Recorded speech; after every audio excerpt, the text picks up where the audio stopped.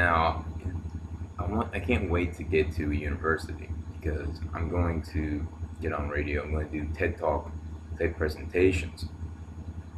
First, starting off with positive things, talking about how do you strategize your education so you get a job. Talking about industry-specific knowledge. I'm going to draw from several different sources. How do you find a career that is your calling? How do you find a job that you love doing for the rest of your life? How do you strategize your career pathway? How do you develop your human capital, that is your skills and knowledge that are valuable in the market? How do you assess the market? How do you assess different industries? And learn about their most important aspects so that when you apply for jobs, you know where to apply for jobs, how to apply for them, and what your pathway is to becoming not only getting jobs, becoming extremely successful within that industry.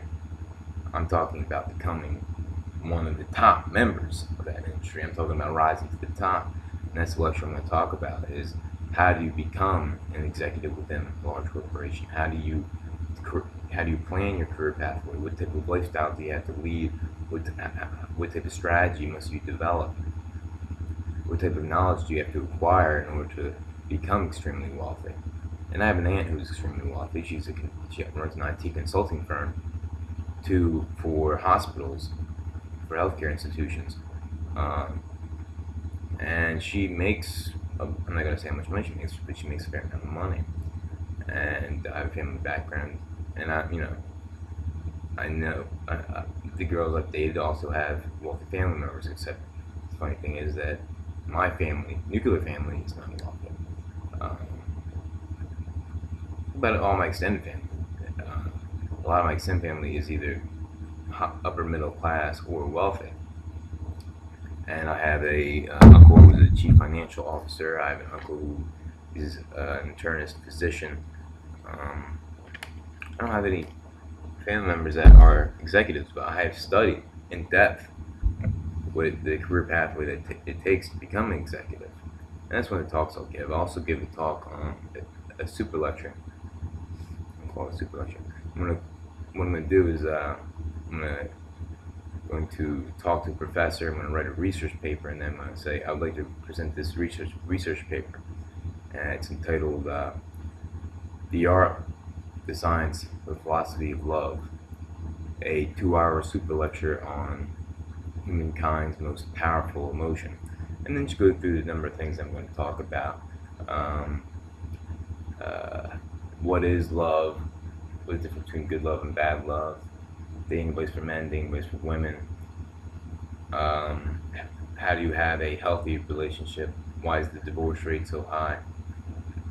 Look at love from multiple different disciplines. Look at it from the art perspective.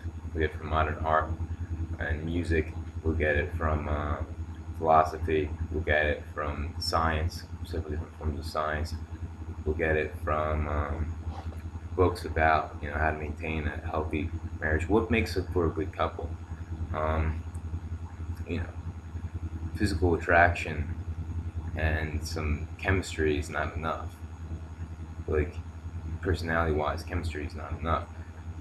The girl that you choose as your girlfriend or as your fiance, she would have to qualify as a potential best friend if she was a guy or if she was completely unattractive. Would you still want to hang out with her and have conversations with her and work on things with her and do things with her and go out with her, and to do things, not go out with her, but go out and hang out with her if she was physically unattractive? And if not, then you should not be in a relationship with her, because then it's just a physical thing. Maybe it's fun to hang out with her, but take all that just for a thought experiment. Imagine the girl was not physically attracted to you, because that can blind you to your true compatibility with that person. Because true love requires more than just physical attraction, and love at first sight is bullshit. The more you learn about, if you found a good woman, the more you learn about her, the more you love her. Everything she has interest in things that she tells you about things you've never heard about. And same thing with a woman. You found a guy who tells you about things you've never heard about, who gives you different perspectives on things, who has principles. It's important for a healthy marriage that you're both principle centered, that you have certain moral principles and you understand each other's moral principles. For example, I would never, ever, ever cheat on a woman. I have no problem with promiscuity, but if I'm in a relationship, I'm in a relationship, and trust is more valuable than money.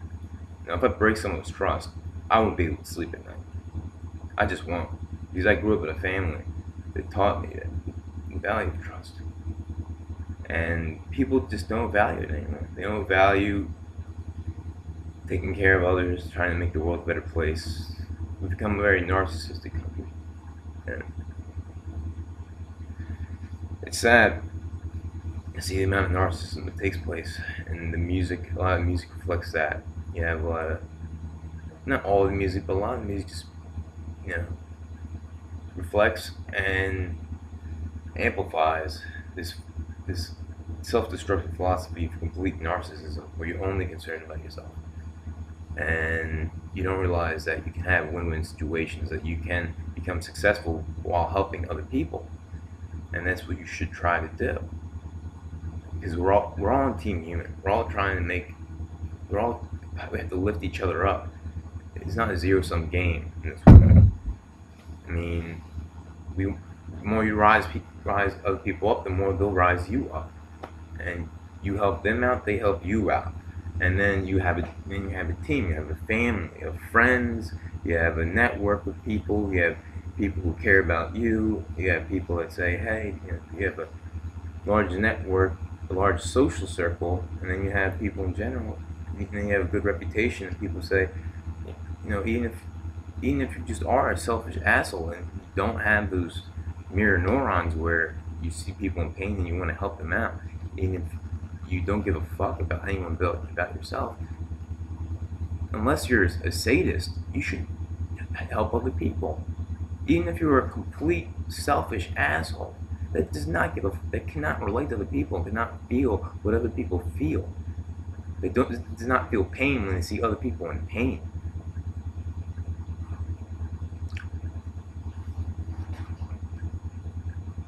Breakfast. You should still help other people. I don't, but I think a lot of sociopaths and a lot of sadists, they don't think that. And they run our major corporations and they use it to shut down government. And coming back, full loop, I explained that to a security guard. He said, when I explained that my grandmother told me, oh, we're actually related to Sam and Morse too. We have a rock star in the family, Uncle Dean. We have an Iranian doctor whose father was a primary physician to the Shah of Iran before he had to flee Iran because of the coup d'etat the CIA set up to throw over the Shah of Iran. My uncle Bijan, and we have my other aunt Sammy is a pediatric neurosurgeon. I have my Aunt Helen and her uncle. I'm not quite sure what they do, but my mom wasn't sure because she doesn't keep up with the rest of the family either. But they're extremely wealthy. I have an uncle who's in real estate who earns, his net worth is well over $1 million. And my father just is a great family, just unnecessary. There was unnecessary components within the family. Family could have gotten along a lot better. And I got in touch with my aunts and my uncles on my father's side, and they're like, yeah, come to family meetings. And my grandma's like the same way. It's like, yeah, I don't understand why Kurt doesn't come up. Obviously, there's been some turmoil in the family, but you got to get over that. Every family has turmoil. Every family has certain phases where they go through nonsense and BS, but you can't hold a grudge forever. You got to get over it.